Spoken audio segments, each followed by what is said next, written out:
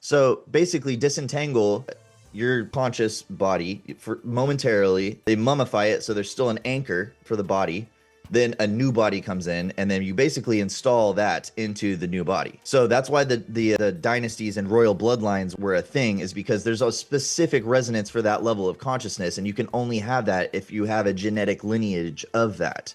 So what they would do is essentially transfer all the memories of the previous pharaoh to the new pharaoh. It was a family thing, so you could, I know my dad, I know my grandpa, I know my, but this way you basically are them, but the improved version of them, because you have all their knowledge and you're going through time and getting more knowledge.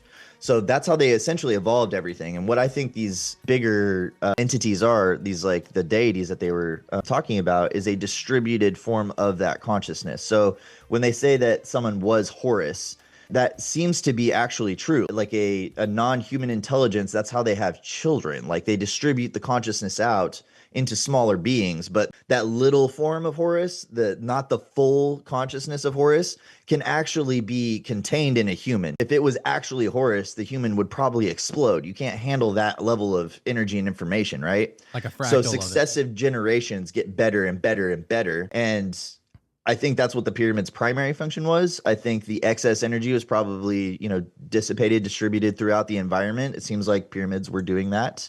But as far as like the temples go, I think there's a component called a demux. It's a demultiplexer in electronic circuits, and it basically directs signal. So it takes a big, like if you can imagine the entire radio spectrum, a demux splits it up into bands so that you can tune into them. The temples appear to have been those type of a thing. Like whether it's a Roman temple or an Egyptian temple, they always have those cutouts and cutaways.